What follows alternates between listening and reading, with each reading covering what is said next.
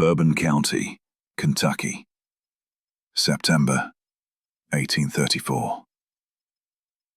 When Dr. Samuel Pritchard was summoned to the Holloway farmstead in the early hours of September 14th, he expected a difficult birth.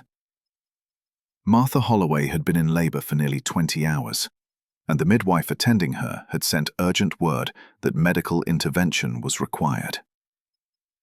Pritchard had delivered hundreds of babies across Bourbon County over his 30 years of practice. He'd seen breech births, stillbirths, complications of every variety that frontier medicine could manage or fail to manage. He considered himself beyond shock. What he discovered in the Holloway bedroom that night made him question everything he understood about human biology, about the natural order, about the boundaries between life and death. Martha Holloway had given birth to twin girls. Both appeared healthy initially.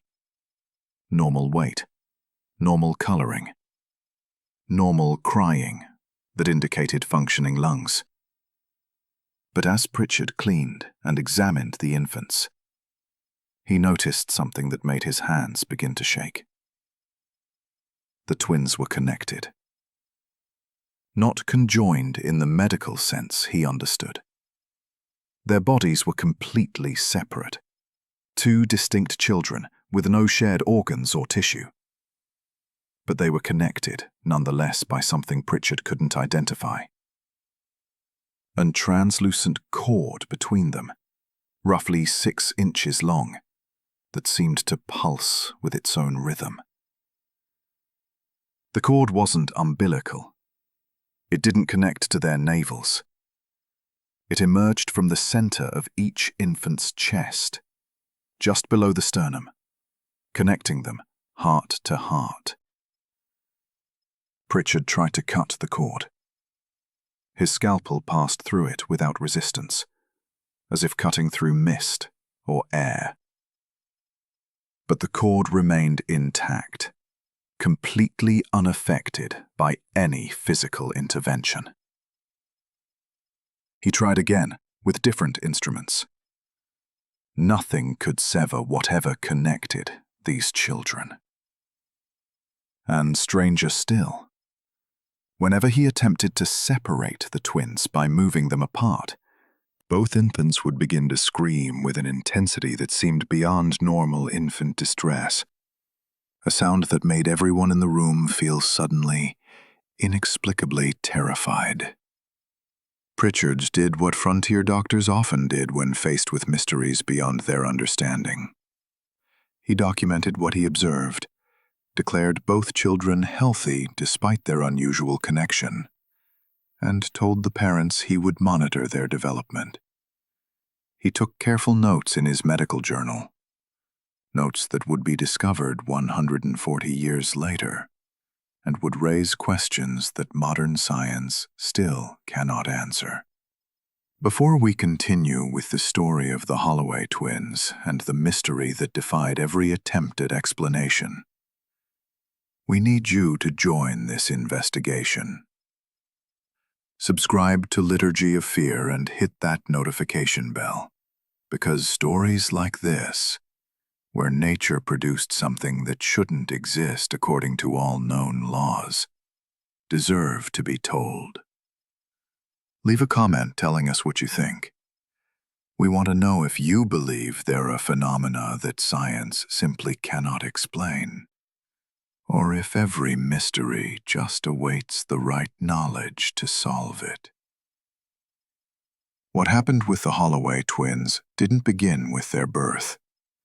It began 6 months earlier, with circumstances that Martha Holloway would later describe as unnatural from their inception. The Holloway family had settled in Bourbon County in 1832. Thomas Holloway was a farmer of modest success, working 80 acres that provided adequate living, but no luxury. His wife Martha was 26 years old when the twins were conceived, healthy and strong, having already borne 2 sons without complication. This should have been an ordinary pregnancy. It was anything but. From the earliest weeks, Martha reported experiences she struggled to articulate. She dreamed constantly of two girls, always identical, always standing together, and watching her with expressions she described as knowing, as if the unborn children were somehow aware and observing her, rather than she observing them.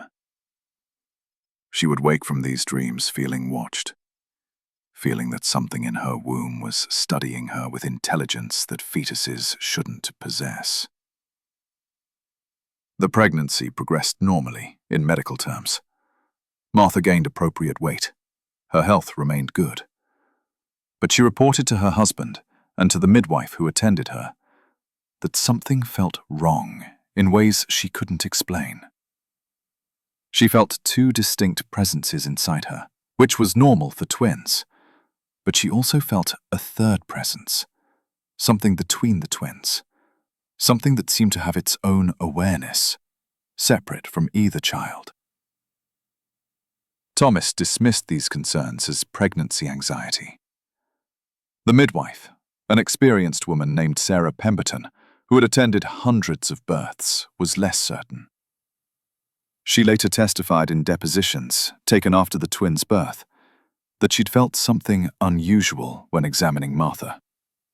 The baby's heartbeats were synchronized in a way she'd never encountered. Most twins had independent rhythms. These two hearts beat in perfect unison, as if controlled by a single source. The labor that began on September 13th proceeded slowly, but not unusually for a twin birth. Martha was strong and managed the pain well.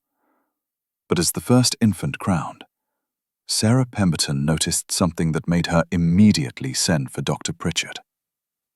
The cord. The strange, translucent cord that connected the infants, even before they'd fully emerged from the womb. Pritchard arrived to find the first twin already delivered, but still connected to her sister, who remained partially in the birth canal. The cord between them was taut, glowing faintly in the lamplight, pulsing with a rhythm that matched both infants' heartbeats. Pritchard had never seen anything like it in 3 decades of medical practice. He assisted with the second delivery, and both twins were born alive and apparently healthy, except for the impossible connection between them. Pritchard examined the cord extensively. It appeared to be made of no substance he could identify. It had no weight. It produced no heat despite its faint luminescence. It seemed to exist partially outside normal physical reality, visible and present, but not quite material in the way biological tissue should be material. The Holloway family named the twins Eleanor and Catherine. Eleanor was the firstborn, by approximately 7 minutes. Catherine followed. Both weighed just over 6 pounds. Both had blue eyes and dark hair. Both were, by all observable measures, except the cord, completely normal infants. But the cord made everything abnormal. It meant the twins could never be separated by more than 6 inches. It meant they had to be carried together, fed simultaneously, kept in constant proximity. Any attempt to pull them apart, even gently, would result in that terrible screaming that affected everyone who heard it with a sense of existential dread they couldn't explain. Dr. Pritchard visited the Holloway farm weekly to monitor the twins' development. He brought other physicians from Lexington to examine the children, hoping collective expertise might explain what he was observing. The visiting doctors were uniformly baffled. Some suggested the cord was a shared blood vessel that had failed to separate properly after birth. But the cord had no blood, no fluid, no cellular structure they could identify. One doctor suggested cutting between the infant's chest bones to see if the cord connected internally to their hearts or lungs. Pritchard refused to allow such an invasive procedure on healthy infants. Another doctor suggested the cord was an optical illusion, that the parents and primary physician were seeing something that didn't exist. But photographs taken when the twins were 3 months old clearly showed the cord, captured on film as a luminescent thread between the children. As Eleanor and Catherine grew, the mystery deepened rather than resolved. At 3 months, they were developing normally in every measurable way. Normal weight gain, normal responses to stimuli, normal sleep patterns. But observers noticed something unusual about their behavior. The twins moved in perfect synchronization, even when not looking at each other. If Eleanor raised her left hand, Catherine would simultaneously raise her right hand in mirror image.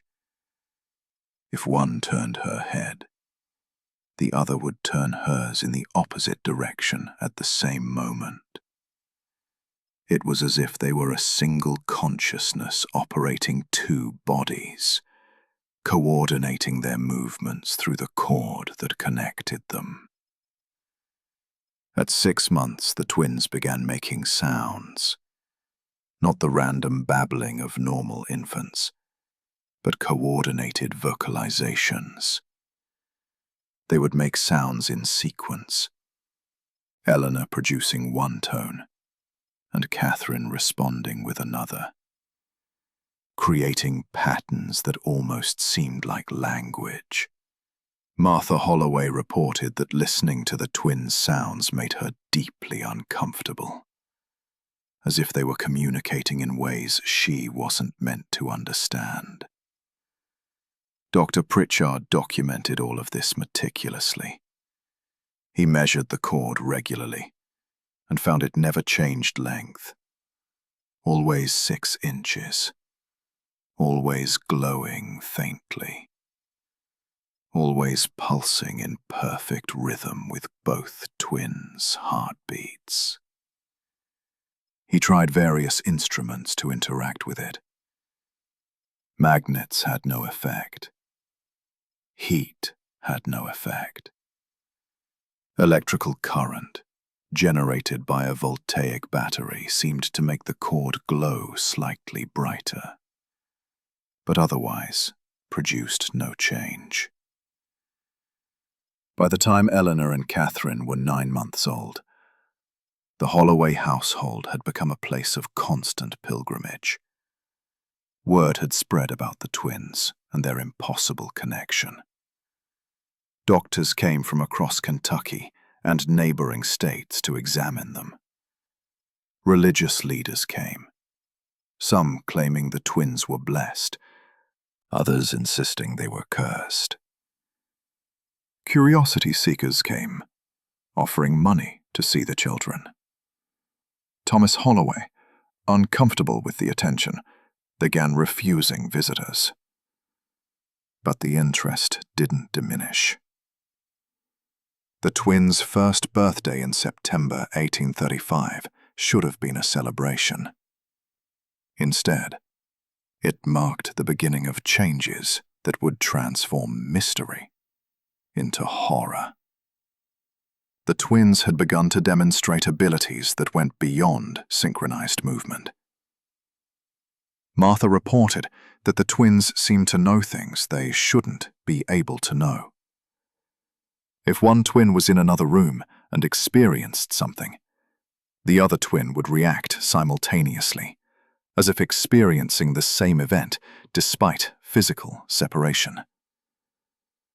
More disturbingly, the twins seemed to affect the people around them. Family members and visitors who spent extended time near Eleanor and Catherine reported unusual experiences. Dreams that felt more real than normal dreams. sensations of being watched by something invisible. Brief moments of seeing double, as if reality had split into overlapping versions. These effects were temporary, but deeply unsettling. Dr. Pritchard, maintaining his scientific approach, attempted to document these phenomena. He interviewed people who'd been affected and found consistent patterns in their reports. The experiences weren't random. They followed predictable parameters. People who touched the cord or attempted to touch it reported the strongest effects. People who spent time in the same room with the twins for extended periods reported moderate effects. People who simply saw the twins briefly reported minimal or no effects. Pritchard began to theorize that the cord wasn't just connecting the twins to each other. It was connecting them to something else, something he couldn't identify or measure with his instruments.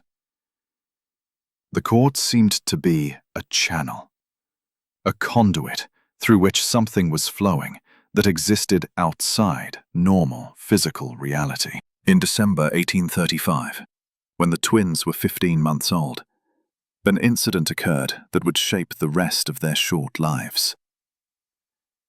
Thomas Holloway's eldest son, a boy named James, who was 6 years old, was playing near the twins' cradle. He reached out and touched the cord between them, something everyone in the household had been warned never to do. The moment James's finger made contact with the cord, he collapsed. He began convulsing, his eyes rolling back, his body rigid with seizure. The twins began that terrible screaming, louder and more disturbing than it had ever been. Martha rushed to James and pulled him away from the cradle. The seizure stopped immediately. The screaming ceased. But James had changed. For 3 days, he didn't speak. He stared blankly at nothing, responding minimally to his parents' attempts to engage him. When he finally began talking again, he said things that made no sense. He spoke of seeing the place between, of experiencing existence as Eleanor and Catherine experienced it, of understanding that the twins were doorways to something that shouldn't have doors. Dr. Pritchard examined James thoroughly and found him physically healthy, but the boy's personality had shifted. He'd been cheerful and energetic before touching the cord.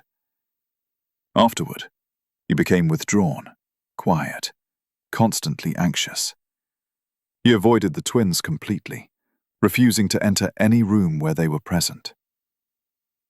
Just when we thought we'd seen it all, the Holloway twins' mystery reaches its darkest phase. If this story is affecting you, share this video with someone who appreciates unexplained phenomena. Hit that like button to support our content, and subscribe to never miss stories like this. Let's discover together what happened when science confronted something it couldn't explain. Because what occurred in the spring of 1836 would change everything. In March 1836, when the twins were 18 months old, a visiting physician from Boston arrived at the Holloway farm. Dr. Harrison Webb specialized in unusual medical cases and had traveled to Kentucky specifically to examine Eleanor and Catherine. He brought with him equipment more sophisticated than anything Pritchard possessed: microscopes, chemical reagents, instruments for measuring electrical current and magnetic fields with greater precision than frontier medicine typically allowed. Webb spent 3 days examining the twins and the cord. He took samples, or tried to. The cord couldn't be sampled. Nothing could be removed from it. He attempted to analyze its composition using chemical tests. The cord didn't react to any chemical he applied. He measured its electrical properties and found something that made him question his instruments. The cord seemed to generate electrical current, rather than simply conducting it. A small but measurable current that pulsed in rhythm with the twins' heartbeats. More disturbing, Webb discovered that the cord's properties changed based on observation. When he looked directly at it, the cord appeared solid and luminescent. When he looked away, but kept it in peripheral vision, the cord seemed to flicker, sometimes appearing to have multiple cords in overlapping positions, as if it existed in several states simultaneously. When he tried to photograph it, using advanced equipment he'd brought from Boston, the cord appeared differently in each photograph, sometimes bright, sometimes barely visible, sometimes branching into multiple threads that connected the twins in patterns that made no geometric sense. Webb's final report, preserved in medical archives and discovered in 1973, concluded that the Holloway twins represented a phenomenon beyond current medical understanding, possibly beyond any future medical understanding. He theorized that the twins were connected through a dimension of reality that intersected with normal physical space, but operated according to different laws. He suggested that the cord was somehow anchoring the twins between normal reality and this other dimension, allowing them to exist partially in both simultaneously. Webb's report was dismissed by most of his colleagues as speculation bordering on fantasy. Medical science in 1836 had no framework for understanding dimensions beyond the physical. The idea that reality might contain aspects invisible and immeasurable to human perception was considered philosophical rather than scientific.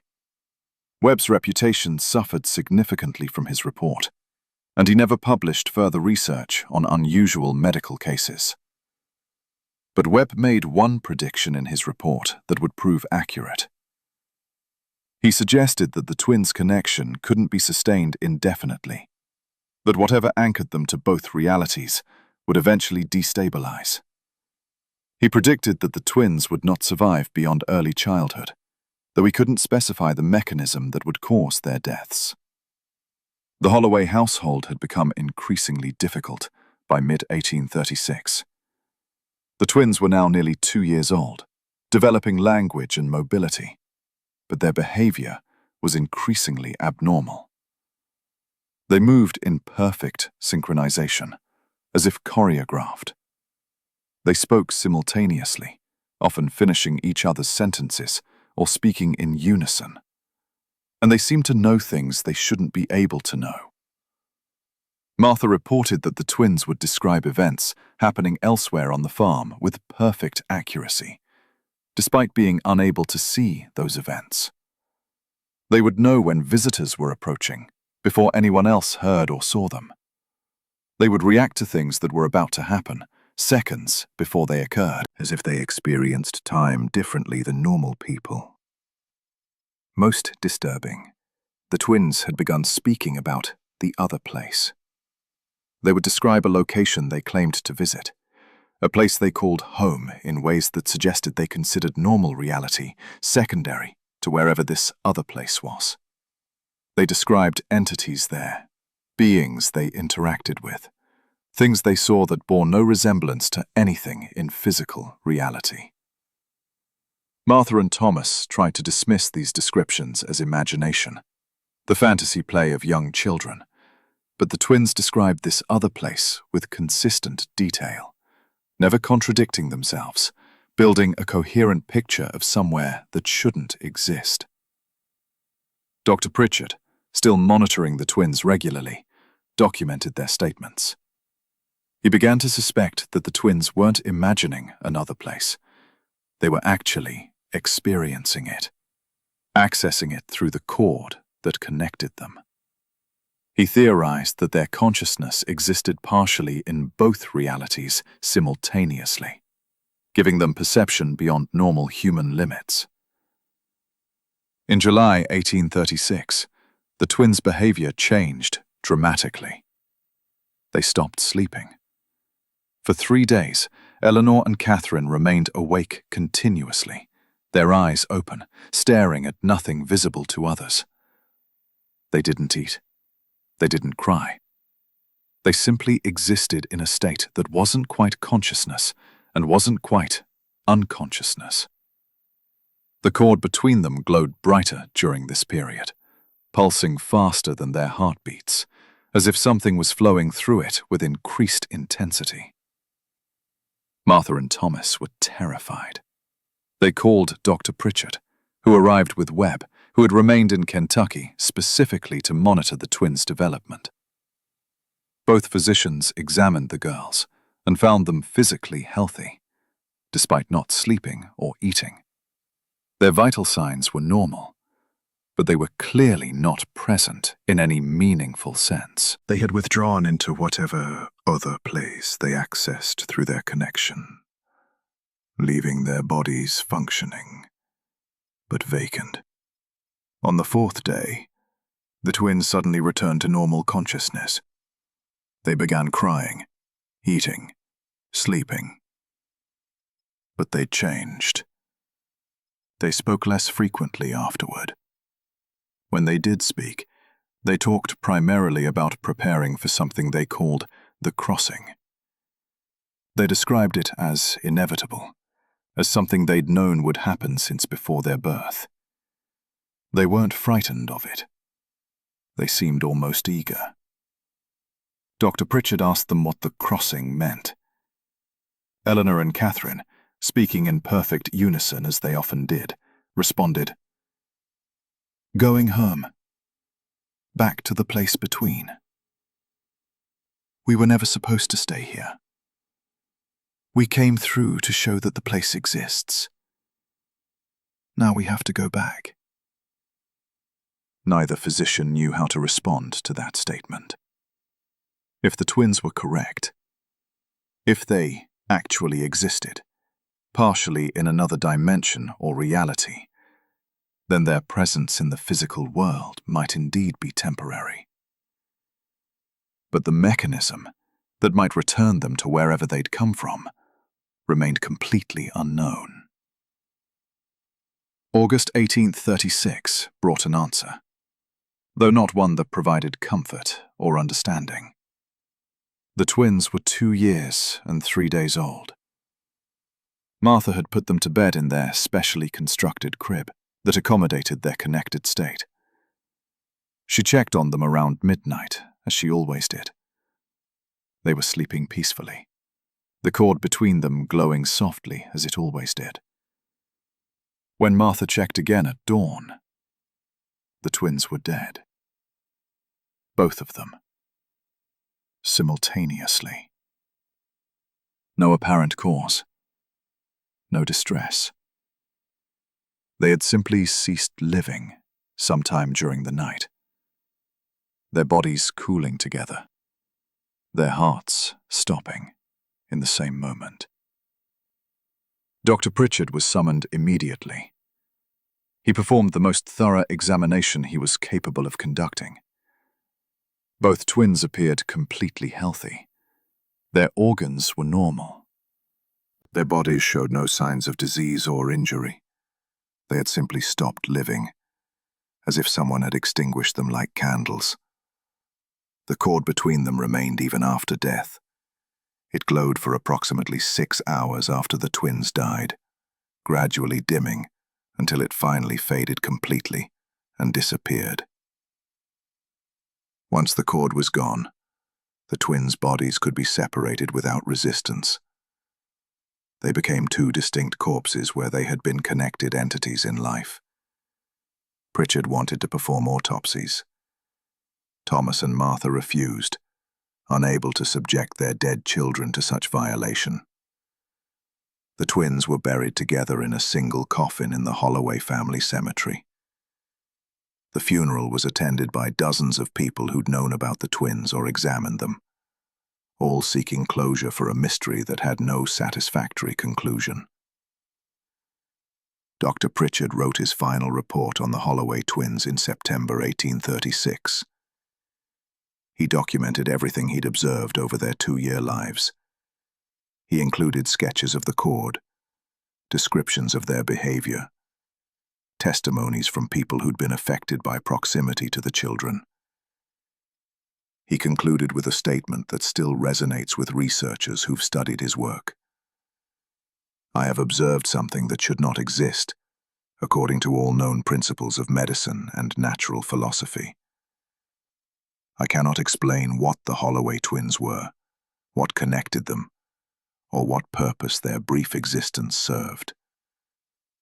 I can only document that they lived, that they were real, and that they represented something beyond human understanding. Pritchard's full report was sealed by his family after his death in 1854 and wasn't discovered until 1973, when researchers going through old medical archives found his journals. The report was published in a medical history journal in 1974 and immediately attracted attention from both mainstream physicians and researchers interested in paranormal phenomena. Modern scientists have attempted to explain the Holloway twins retrospectively, using contemporary knowledge. Some have suggested they were conjoined twins with an unusual presentation that 19th-century medicine couldn't properly identify. But this explanation fails to account for the cord's properties, which were observed and documented by multiple credible witnesses, including several trained physicians. Conjoined twins share tissue, blood vessels, sometimes organs. The Holloway twins shared none of these things. They were connected by something that didn't conform to biological principles. Other researchers have suggested mass hallucination, that everyone who observed the twins was somehow collectively mistaken about what they were seeing. But the twins were photographed multiple times, and the cord appears in all photographs, though with varying degrees of clarity.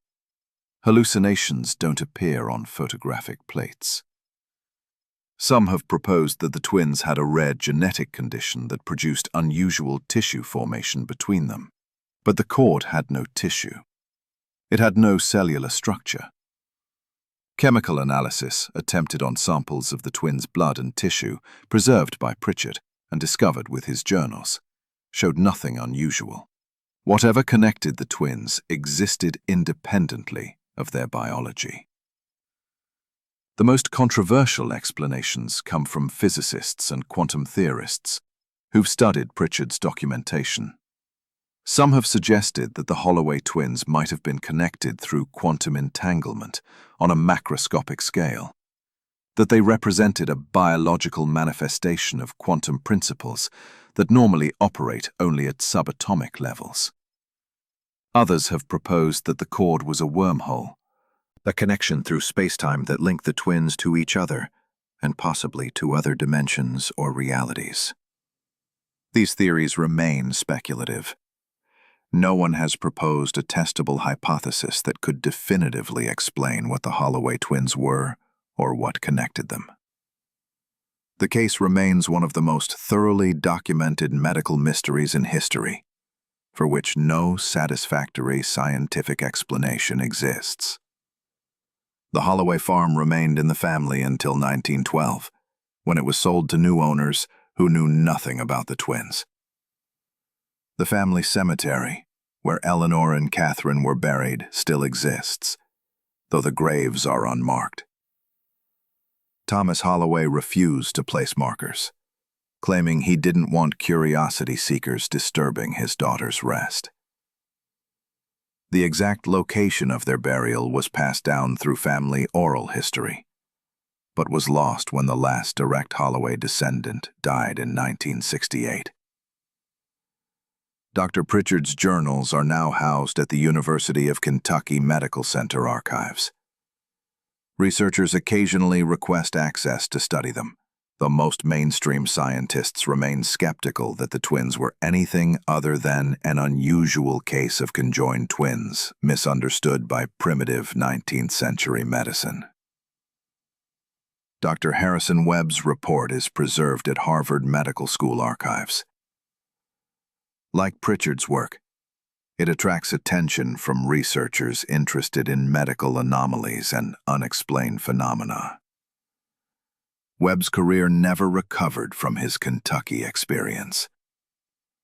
He published no further research and died in relative obscurity in 1859.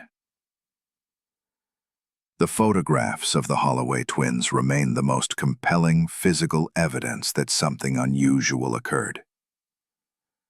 3 photographs exist, taken when the twins were 3 months, 9 months, and 18 months old. In all 3 photographs, the cord between them is visible, appearing as a luminescent thread connecting their chests. Modern photographic analysis has confirmed these images weren't altered or fabricated. Whatever the cord was, it was real enough to be captured on film. Several attempts have been made to exhume the twins' bodies for modern analysis. All have been blocked by descendants of the Holloway family and by Kentucky authorities, who've determined that disturbing graves from the 1800s without compelling legal justification sets dangerous precedents. The twins' remains, whatever they might reveal, will likely stay buried indefinitely. The mystery of Eleanor and Catherine Holloway remains unsolved. Were they connected through unknown biological mechanisms? Through quantum entanglement?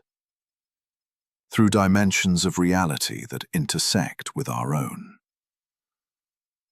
Were they human children, affected by something we don't understand? Or were they something else entirely? Visitors from elsewhere, wearing human form? The questions persist, because the evidence persists. Multiple credible witnesses documented observations that don't fit into any known scientific framework. Photographs captured something that shouldn't exist. And, most compellingly, Dr. Pritchard's detailed medical documentation describes phenomena that he had no motive to fabricate, and every professional reason to report accurately. The Holloway twins challenge our understanding of what's possible. They suggest that reality may contain aspects we can't perceive or measure with current technology. They remind us that the 19th century frontier, for all its primitive conditions, sometimes produced mysteries that 21st century science still cannot explain. What do you think happened with the Holloway twins? Were they connected through unknown natural phenomena that we simply don't understand yet? Or were they evidence of something beyond nature? Something that suggests reality is stranger and more complex than science acknowledges? Leave your comment below. If you found this investigation compelling, subscribe and hit the notification bell. Share this with someone who appreciates mysteries that resist explanation. The stories that science cannot fully explain are often the ones most important to preserve. At Liturgy of Fear, we believe in documenting the unexplained honestly, acknowledging when knowledge reaches its limits, and preserving mysteries that may someday be solved, or may forever remain beyond human understanding. See you in the next video.